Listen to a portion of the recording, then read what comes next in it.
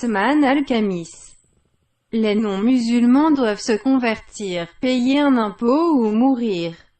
Les apostats doivent être mis à mort, dans sa séance hebdomadaire de fatwa, mise en ligne sur sa chaîne YouTube. Le cheikh koweïtien Othman Al-Khamis a décrété que les apostats doivent être mis à mort. Dans une vidéo mise en ligne le 9 janvier 2019, le cheikh Al-Khamis a déclaré que l'apostasie revient à mépriser l'islam. Dans une vidéo du 14 octobre 2015, il a affirmé que seuls les infidèles peuvent être réduits en esclavage, ajoutant que ceux qui ne vénèrent pas Allah doivent se convertir à l'islam, s'acquitter de la taxe de la jizya, être réduits en esclavage ou être combattus et tués. Il a exhorté les musulmans à ne pas avoir honte de leur religion et à ne pas plaindre les apostats. Al-Khamis a ajouté qu'il ne faut pas avoir pitié des infidèles, qui sont punis pour avoir refusé d'obéir à Allah. Le 9 janvier 2019, Othman Al-Khamis, on ne tue pas un apostat pour en faire, de nouveau, un musulman.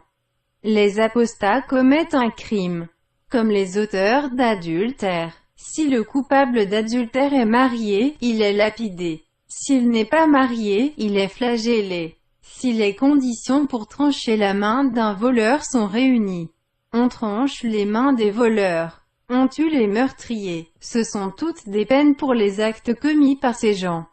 Il en va de même pour l'apostasie. Un individu qui commet l'apostasie est mis à mort.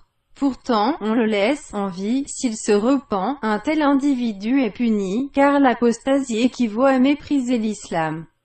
Il est donc puni comme s'il maudissait le prophète Mohammed ou Allah. C'est pourquoi un apostat est tué. Il ne s'agit pas d'essayer de lui imposer l'islam. L'islam n'a pas besoin et ne veut pas de mercenaires. Nous ne disons pas « deviens musulman ou nous te massacrerons ». Le 14 octobre 2015, Othman Al-Khamis. Seuls les infidèles peuvent être réduits en esclavage. Les musulmans ne peuvent pas être réduits en esclavage. S'il y a des combats entre musulmans à cause de la fitna ou pour toute autre raison, les musulmans ne doivent pas être réduits en esclavage. Seuls les infidèles peuvent être réduits en esclavage.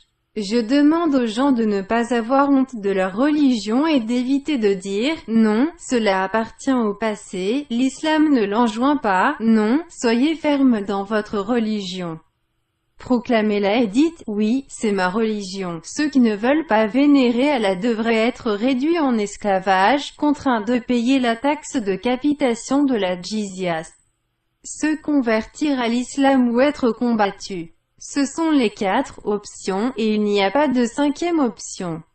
Premièrement, un individu est appelé à se convertir à l'islam, vénère Allah. Allah t'a créé pour que tu puisses le vénérer. S'il dit « Je ne veux pas vénérer Allah », nous lui disons « Si tu vis sur la terre d'Allah sans le vénérer, tu dois payer la jizya ». Mais s'il dit « Je ne paierai pas la jizya », s'il refuse de vénérer Allah ou de payer la jizya, nous lui dirons « Nous n'avons pas d'autre choix que de te combattre. Nous le combattons donc pour cette raison.